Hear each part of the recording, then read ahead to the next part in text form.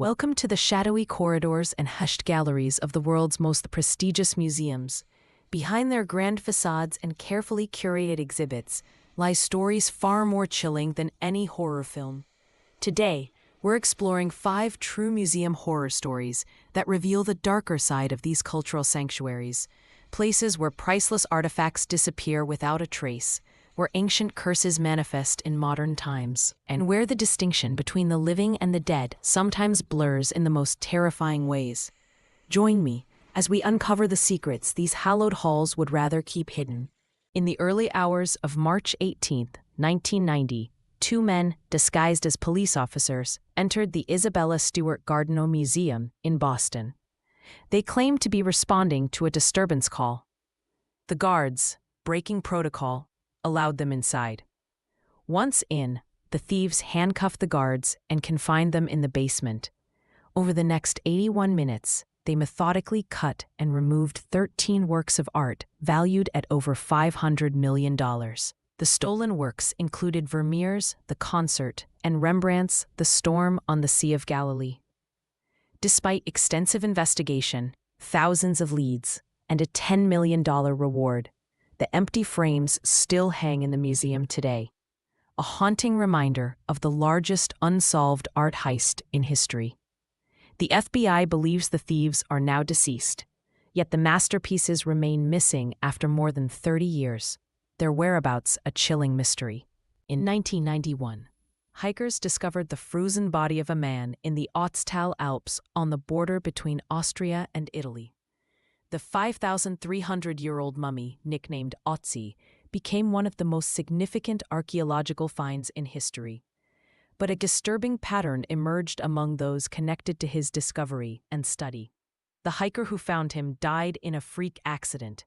The forensic examiner who performed his autopsy died in a car crash. The mountain guide who helped recover the body was killed in an avalanche.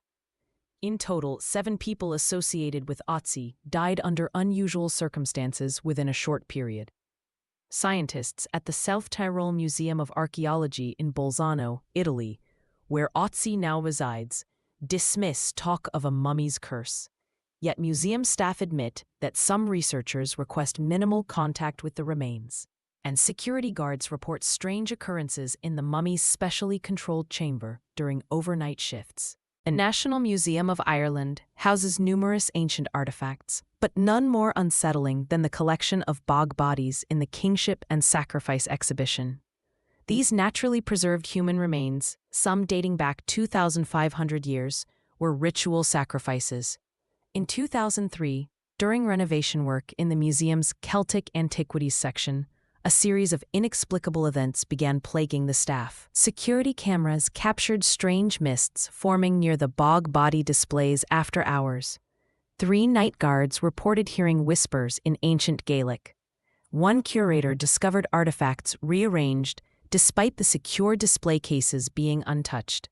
A conservator working directly with the remains developed unexplained bruising on her wrists and neck, matching the torture marks on one of the bodies. The museum eventually brought in a specialist to perform ancient Celtic blessing rituals. While officially denying any supernatural activity, the museum no longer schedules staff to work alone in the bog body exhibition area after sunset. In June 2004, Columbia University student Amanda Paulson visited the Metropolitan Museum of Art in New York to research her thesis on Ming Dynasty porcelain. Security footage shows her entering the Asian Antiquities Wing at 3:42 p.m. She is then visible on several cameras throughout the exhibition. At 4:51 p.m., she enters a small gallery dedicated to 15th century ceremonial masks. The camera outside this room shows her entering, but she never emerges from the only exit. When the museum closed at 5:30 p.m., her belongings were found on a bench inside the mask gallery, but Amanda had vanished. An extensive search of the museum revealed nothing. Police investigated for months without resolution. 3 years later, a package arrived at her parents' home containing her museum ticket stub and a postcard of one particular mask she had been studying. Postmarked from Beijing. The case remains open, with theories ranging from elaborate disappearance to human trafficking. Museum staff quietly note that the mask she was researching was historically used in rituals meant to open doorways between worlds. On August 22, 2004, armed thieves stormed into Oslo's Munch Museum during operating hours. In a brazen daylight heist lasting just 50 seconds, they ripped Edvard Munch's iconic painting The Scream and Madonna from the walls, threatening guards and visitors with shotguns. The dramatic theft captured international headlines. What followed was a 2-year investigation spanning multiple countries. The physical trauma inflicted on the Scream during the theft left permanent damage, microscopic tears, and moisture damage that conservators couldn't fully repair. Most disturbing were the circumstances of recovery. Police found the paintings in a condition suggesting they had been used in occult rituals.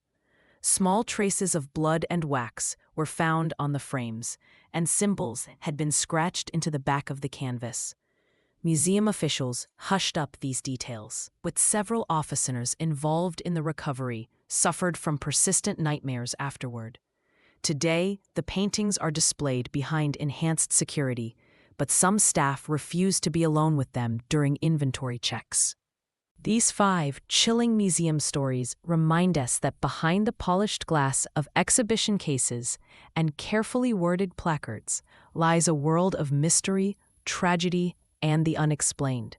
Whether you believe in curses, coincidences, or simply the darker side of human nature, these cultural institutions harbor secrets far more disturbing than what's presented in their official tours.